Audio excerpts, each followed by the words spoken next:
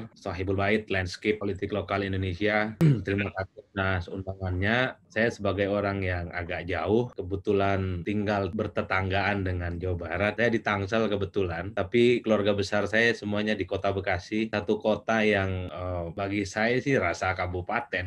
Judulnya saja kota, tapi kehidupan dan segala macamnya sih rasa-rasanya seperti kabupaten.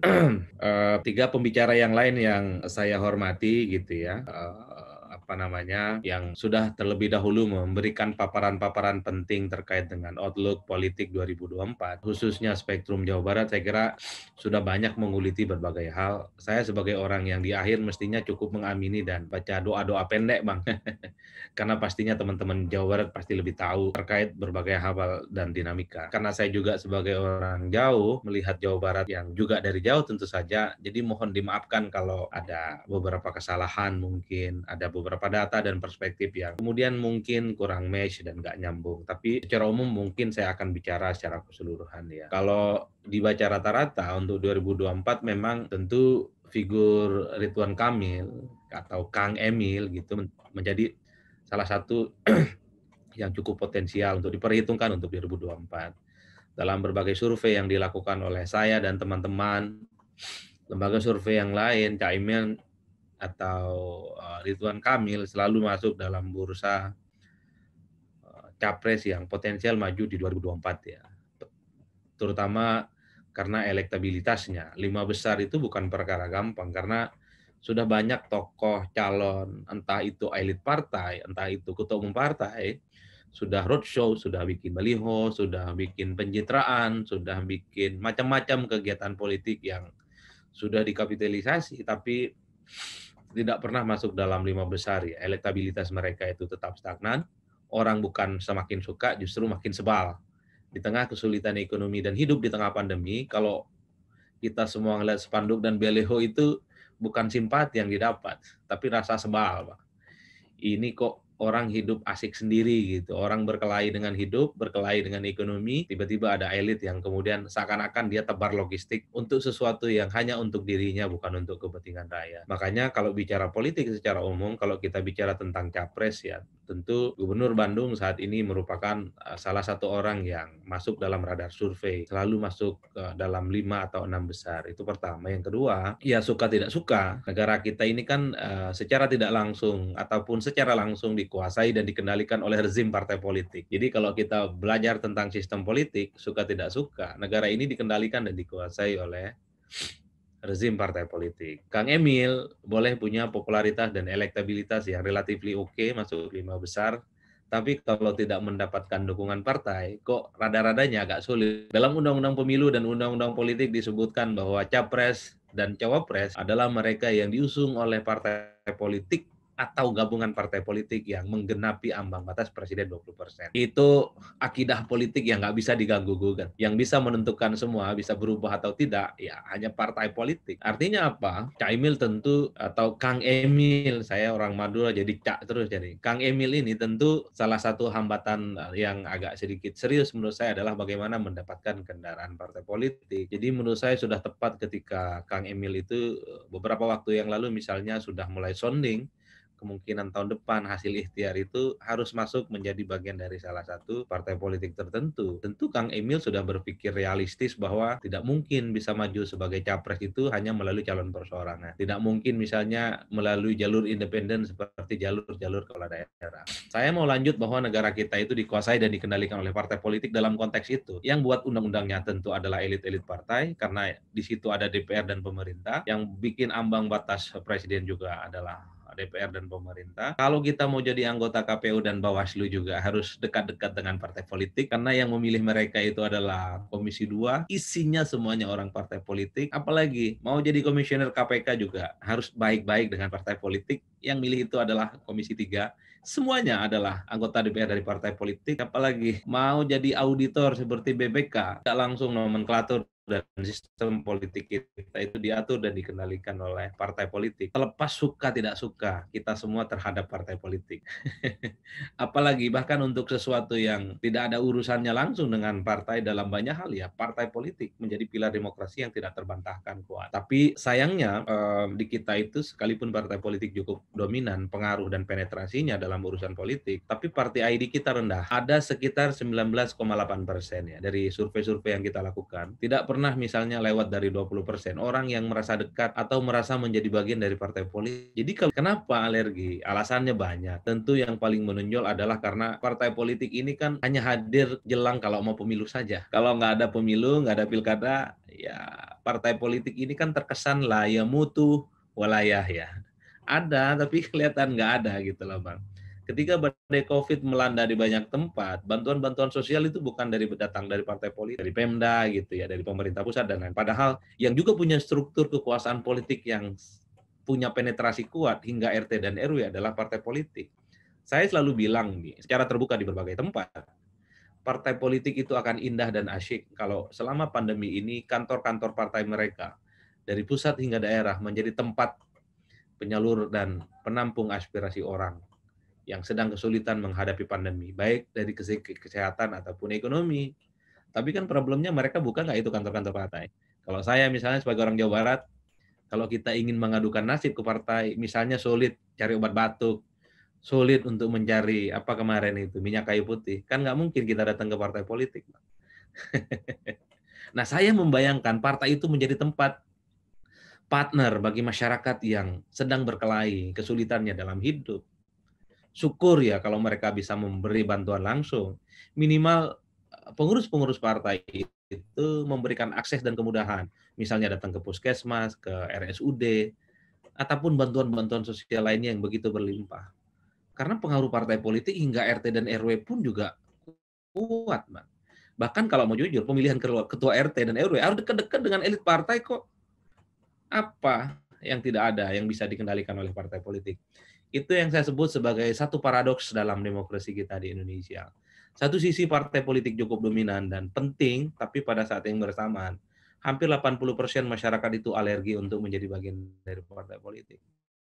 Bahkan kalau kita melihat elit-elit partai politik yang ingin bertanding di 2024, itu kan elektabilitasnya nggak seberapa. Mungkin hanya Prabowo Subianto ya, yang angkanya kurang lebih 20%. Tapi kan Prabowo bekal dan tabungan elektabilitasnya cukup lama. Sudah hampir 15-20 tahun kan depositnya, popularitas dan elektabilitasnya. Dalam logika statistik, dalam logika survei, 20% yang saat ini, atau 30% lah, saat ini yang dimiliki oleh Prabowo misalnya, itu kan tidak cukup aman secara psikologis untuk modal penting memenangkan pertarungan di Pilpres. Kecuali elektabilitas Prabowo itu 35-40 ke atas, sepertinya kalau trennya positif akan mudah untuk memenangkan pertarungan. Tapi kan Prabowo tidak naik dalam konteks itu. Betul selalu ranking dalam survei, tapi trennya tidak naik. Mau sebut merek Bang, takut dianggap sebagai downgrade gitu. Kalau kita melihat ketua umum partai yang ya agak genit-genit ingin maju di 2024, elektabilitasnya nggak pernah muncul secara signifikan di survei, di bawah angka 1%, Mbak. Itu apa? Partai yang punya tiket tidak punya pengaruh secara signifikan terhadap opini publik, seperti Ganjar, seperti Anies, ataupun muncul dari klaster menteri. Belakangan misalnya Sandiaga Uno kemudian secara signifikan muncul sebagai orang yang dinilai oleh publik juga layak untuk bertanding di 2024, elektabilitasnya naik secara signifikan, ataupun muncul nama Erick Thohir gitu ya. Ada nama Risma, ada nama Sri Mulyani dan dari saya. Mohon izin Pak koordinator yang punya host, bisakah saya dijadiin co-host atau host? Ada beberapa data yang mesti saya tampilkan ya, mungkin 1-4 slide. Saya sudah bisa share screen.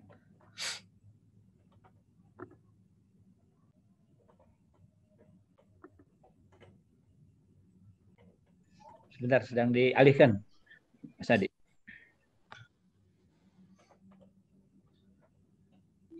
Oke, sudah bisa Mas Adi? Sudah bisa share screen, silakan.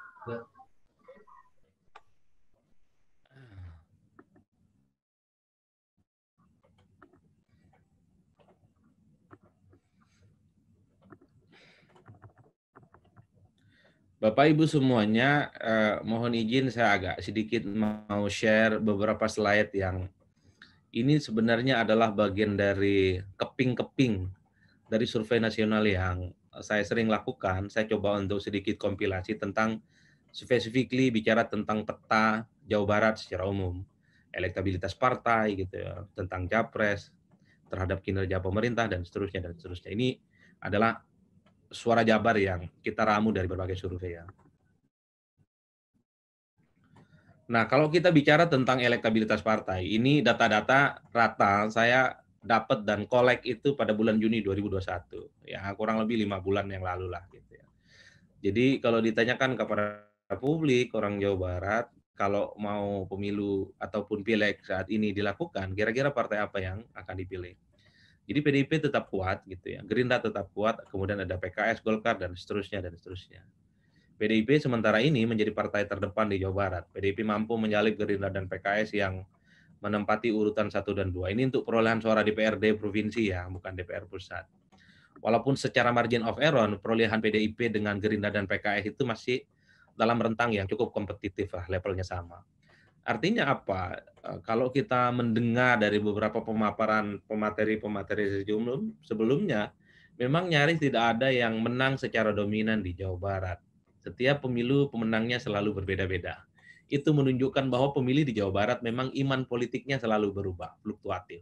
Tergantung situasi politik yang cukup berkembang ya. Kalau kita belajar misalnya teori-teori perilaku pemilih, tentu pendekatannya ya multi pendekatan untuk Jawa Barat. Mungkin karena alasan rasional, mungkin karena alasan sosiologis ya, atau mungkin karena alasan yang sifatnya psikologis sehingga migrasi pemilih dari satu partai ke partai yang lain itu agak sulit untuk ditentukan. Ini data bulan Juni lalu loh. Kan kita tahu bahwa yang di Jawa Barat di provinsi sekarang yang menang kan Gerindra, runner up-nya PKS. Tapi ketika disurvei kemarin, ketika ditanya kepada publik kira-kira partai apa yang mau dipilih, secara umum mereka ya relatif ingin memilih PDIP gitu ya. Meski angkanya kurang lebih tidak terlampau berjarak secara signifikan dengan Gerindra, tapi ini adalah potret terkini tentang kekuatan partai politik yang ada di Jawa Barat. 2022 bisa berubah, 2003-2004 juga bisa berubah. Tergantung angin apa yang berhembus kencang ke Jawa Barat itu. Kalau positif ke PDIP, kalau positif ke Gerindra dan negatif kepada yang lain, tentu akan memberikan tone ranking ini tidak berubah. Tapi sebaliknya, kalau negatif pada PDIP, negatif pada Gerindra, yang lain positif, tentu migrasi pemilih itu akan mudah dilakukan. Ini kepuasan publik terhadap kinerja Jokowi. Secara umum orang Jawa Barat itu merasa puas sebenarnya dengan kinerja Jokowi. Saya nggak tahu persis apakah karena gubernurnya dulu dinilai punya penetrasi dan mendukung Pak Jokowi. Kalau nggak salah begitu gitu. Yang sementara yang tidak puas juga cukup kuat gitu ya. Ada sekitar 43% masyarakat yang tidak puas dengan kinerja Jokowi. Kenapa saya tampilkan slide soal kepuasan terhadap kinerja Jokowi di Jawa Barat? Saya menduga karena Jokowi misalnya punya pengaruh kuat, terutama persepsi publik terkait dengan kinerja, saya khawatir orang yang di-endorse, orang yang difatwakan, atau orang yang didukung Jokowi di 2024 nantinya, khususnya untuk di Jawa Barat, itu akan dipilih. Ada kecenderungan approval rating gitu, penerimaan publik terkait dengan calon yang di-endorse oleh Jokowi itu akan diterima kalau melihat data-data ini. Artinya apa? Untuk di Jawa Barat sekalipun endorsement dari Jokowi itu menjadi variabel penting. Kalau Jokowi mention ataupun secara gestur tubuh, gestur politik itu dekat dengan salah satu calon untuk 2024, kemungkinan ya secara mayoritas di Jawa Barat akan memilih apa yang kemudian yang disebut dekat dengan Pak Jokowi. Biasanya dalam logika statistik, kalau itu berjalan linier, seringkali endorsement dari elit ataupun dari presiden sebelumnya itu inline dengan pilihan politik ya. Tentu kalau tidak terjadi erosi dan error di tengah jalan. Itu catatan penting. Ini cuma menggunakan logika linier aja dalam politik. Lalu misalnya kalau kita tanya, ya kira-kira begitu ke teman-teman di Jawa Barat, masyarakat di Jawa Barat soal kira-kira latar belakang apa yang menjadi penting untuk diketahui secara umum terkait dengan latar belakang capres ya. Masyarakat di Jawa Barat lebih memilih untuk dipimpin oleh militer dibandingkan sipil. Jadi orang Jawa Barat itu memori kolektifnya kalau ditanya apa kira-kira latar belakang capres yang paling oke menurut mereka, ada sekitar 46,2% yang menganggap militer itu lebih layak untuk diperhitungkan. Kemudian sipil, latar belakang sipil 39,2%, kemudian sisanya itu tidak menjawab 14,6%. Sebenarnya kalau di Bata rata-rata, ini kan ada semacam siklus 10 tahunan, Pak. Dulu sejak 2004 sampai 2014 itu kan militer yang berkuasa. Dalam konteks ini tentu saya SBY yang menjadi presiden 2 periode. Setelah itu muncul siklus 10 tahunan. Jokowi tampil sebagai representasi sipil yang menjadi presiden 2 periode, 10 tahun. Nah, kok rada-radanya di 2024 orang itu berandai-andai sepertinya. Kok siklus 10 tahunan itu akan terjadi bahwa latar belakang militer entah itu siapapun nantinya lebih cenderung diminati oleh mereka ya. Sebagai sosok yang dinilai potensial untuk bertanding di 2024. Itu orang Jawa Barat secara umum datanya. Nah, ini kalau kita ingin melihat popularitas tokoh di Jawa Barat. Ya, masih Prabowo, Pak. Ya, dempet-dempetan sebenarnya Ridwan Kamil. Tapi ya seperti yang sudah saya sebutkan tadi, Prabowo ini kan hampir sejak 2004 sebenarnya sudah mulai tunggang langgung gitu ya, luntang lantung, mondar mandir, hilir mudik dalam urusan pencapresan. Jadi wajar kalau Prabowo ini sedikit ya lebih populer ketimbang Ridwan Kamil, sedikit saja ini sebenarnya. Kalau chapternya agak lebih besar ya mungkin sama dengan Ridwan Kamil soal popularitas ya. Tapi kalau dibaca secara umum popularitas tokoh menurut dan versi teman-teman di Jawa Barat, masyarakat Jawa Barat yang dikenal oleh mereka, pertama Prabowo, kemudian Ridwan Kamil, ada Anies di situ. Artinya apa? Ya Ridwan Kamil juga perlu waspada juga nih. Ternyata di Jawa Barat Anies juga kuat itu. Padahal ya Anies ini kan gubernur tetangga sebelah gitu. Yang belum tentu Ridwan Kamil ini kan dikenal misalnya di Jakarta ataupun seterusnya. Ada Somad, Ustadz Somad gitu. Ustadz Abdul Somad juga cukup populer di Jawa Barat. Mungkin karena di Jawa Barat itu dikenal sebagai wilayah yang cukup Islami gitu ya. Dekat dan kaya dengan kelompok-kelompok Islam yang saya kira sampai sekarang cukup dinamis. Ada Sandi yang cukup dikenal, ada Agus Harimurti Yudhoyono, ada Puan, dan ada Ganjar Pranowo. Jadi secara umum ini adalah nama-nama sebenarnya yang selalu muncul dalam berbagai survei. Jadi kalau misalnya muncul nama Ridwan Kamil, muncul Prabowo, ataupun nama di luar Jawa Barat seperti Sandi, AHY, Puan, dan Ganjar, itu adalah mereka yang secara tidak langsung di berbagai provinsi termasuk di Jawa Barat sudah mulai dikenal ya popularitasnya oleh masyarakat. Itu kalau bicara tentang popularitas.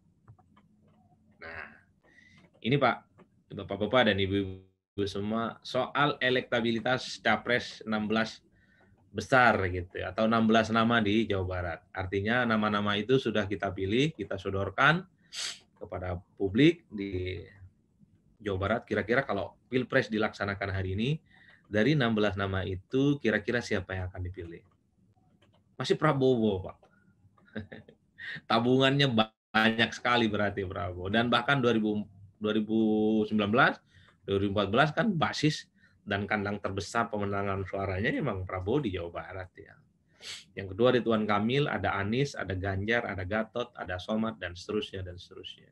Ada Sandi di situ, ada kemudian Andika Perkasa, Panglima TNI yang baru. Itu kan potret terkini sebenarnya secara tidak langsung.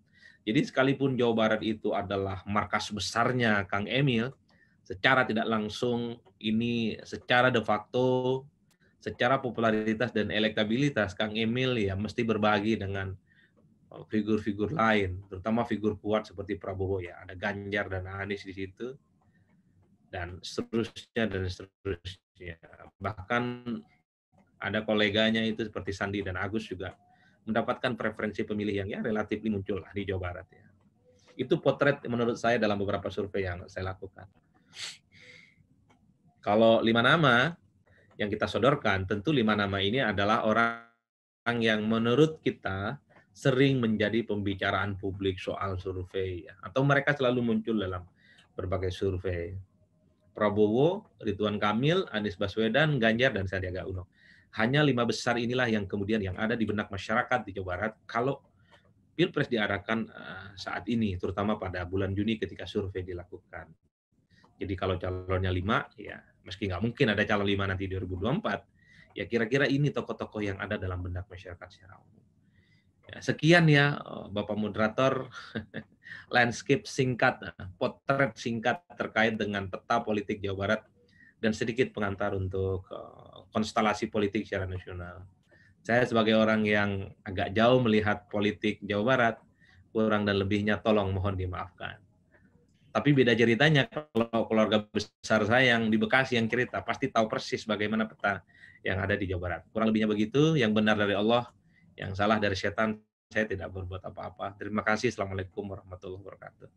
Waalaikumsalam warahmatullahi wabarakatuh. Terima kasih. Berarti saya panggil Cak Adi ya. Bebas panggil Kak juga apa. Jadi Mas Adi ini mudah-mudahan bisa menjadi coachingnya landscape karena kaya dengan luar biasa dan beliau merendah begitu, katanya tidak banyak mengenal Jawa Barat, tapi kajiannya begitu mendalam sehingga kita cukup terperangah beberapa survei, malah kita tidak menyangka kalau Pak Ridwan Kamil bisa begitu di Jawa Barat, tapi tidak tahu di daerah lain di luar Jawa Barat. Saya pikir menjadi PR kita bersama, Mas Adi, untuk mendeteksi bagaimana potensi tokoh Jawa Barat di luar Jawa Barat. Kalau itu ada datanya, cuman karena saya spesifik diminta untuk bicara tentang spektrum saja Jawa Barat, saya tidak tampilkan data-data yang lain. Iya. Ya, dikasih. Kalau nasional itu akan kata, ini kalau mau di breakdown, Kang Emil itu yang memilih umur berapa, umur 17 tahun sampai 40 kah, atau 40 ke atas itu ada, Mas. Cuman karena saya memang sami'na wa ta'na dengan permintaan panitia, saya hanya gitu. Kalau begitu nanti kita beri ruang yang memang ruangnya lebih luas ya, Mas Adi. Artinya Mas Adi spektrumnya Jawa Barat begitu jadinya. Jadi nanti kita undang ke Jawa Barat kalau begitu Mas Adi secepatnya. Terima kasih Mas Adi sudah memberikan sentuhan istimewa terhadap bagaimana spektrum Jawa Barat menghadapi politik 2024. Tapi Mas Adi melihat seperti apa dengan sebetulnya lebih pada pesimisme ya, semuanya harus melalui kalau semacam portal ini portal partai politik ya. Tidak ada portal di bangsa ini yang tidak melalui partai politik. Satunya adalah presiden threshold yang sudah kadung ada sejak tahun 2017.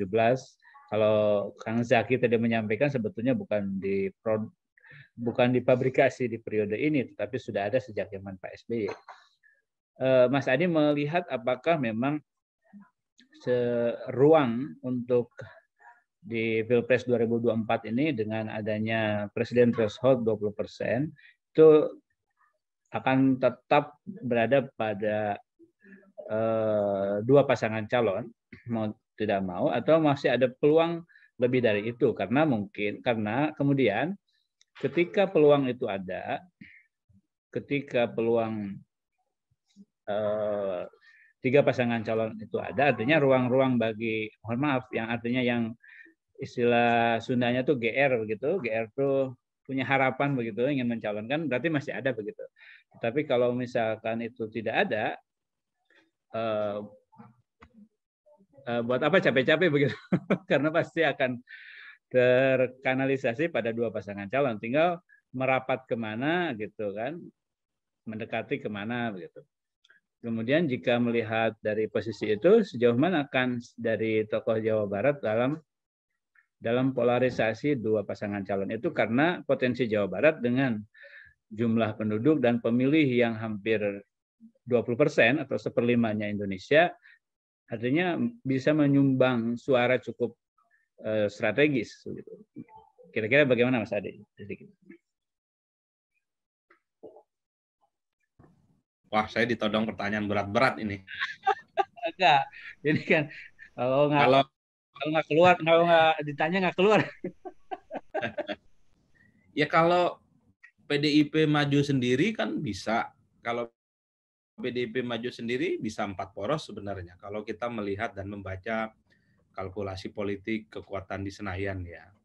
Ya pahitnya sih 3 sebenarnya kalau mau dipaksakan untuk menjadi sedikit.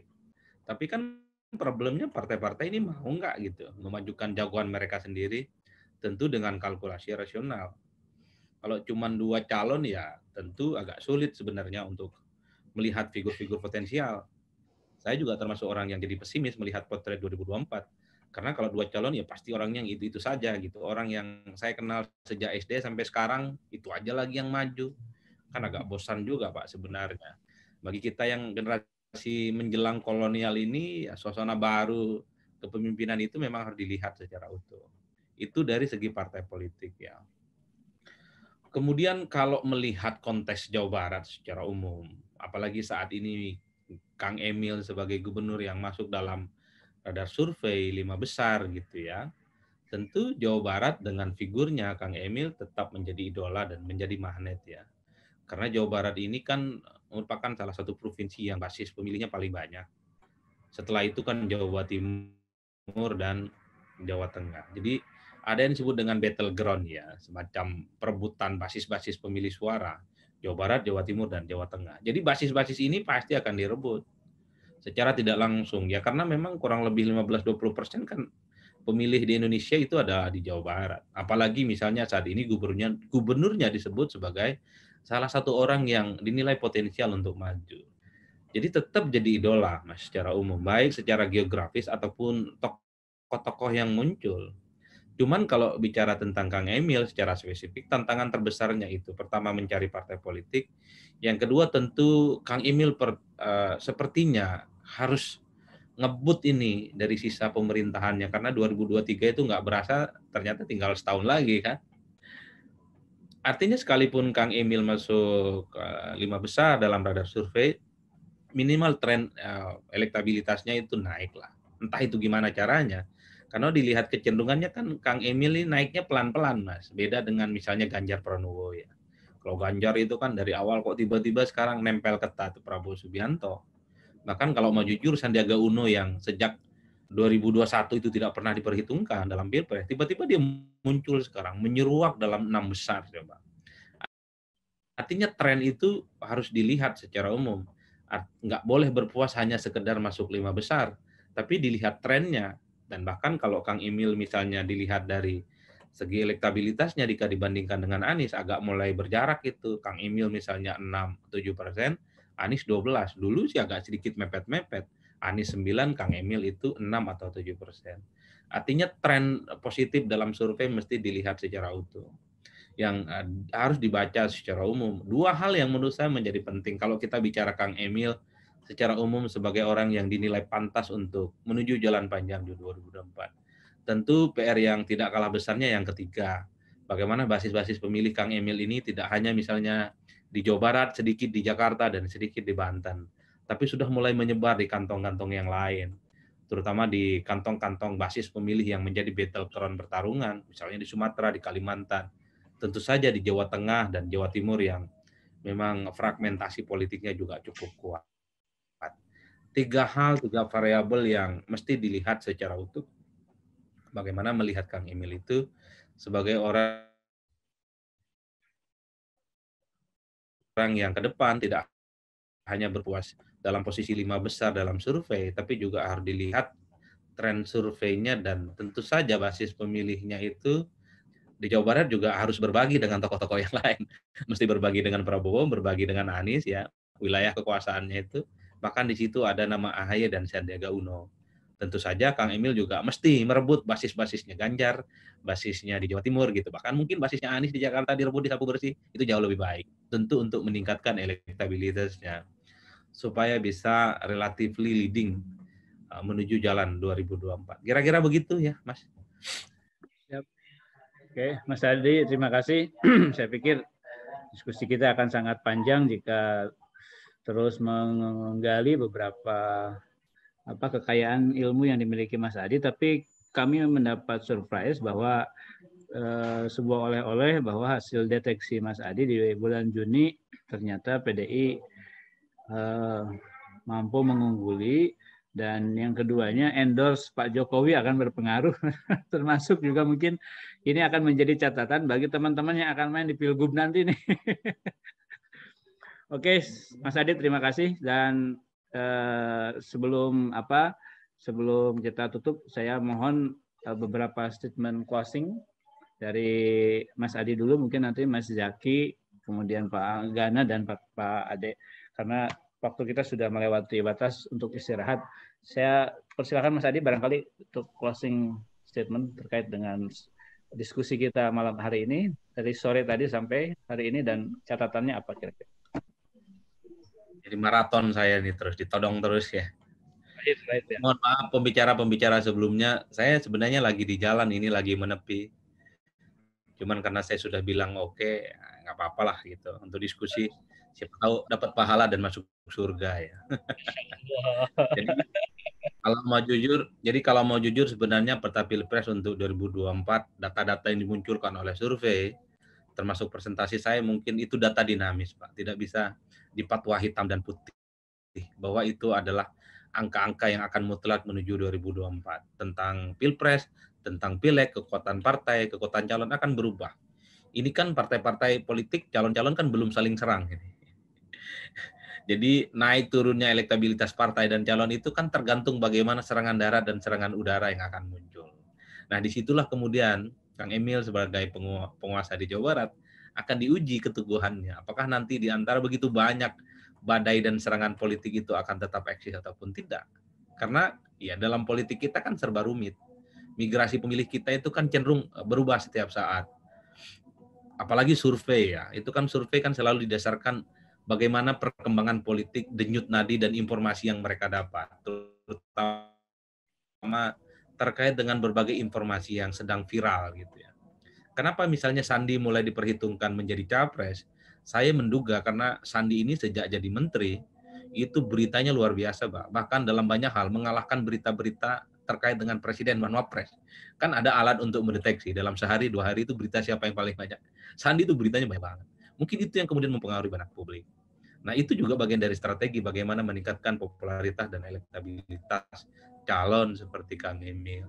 Artinya cukup dinamis, semuanya masih serba terbuka. Kang Emil boleh saat ini 5 besar, siapa tahu tahun depan bisa masuk 3 besar, bisa 4 besar, menggeser ya nama besar seperti Anies Baswedan dan nama-nama yang lainnya. Kira-kira begitu, Bang. Ya. Karena dalam politik itu everything can happen in the end. Terima kasih. Assalamualaikum warahmatullahi wabarakatuh.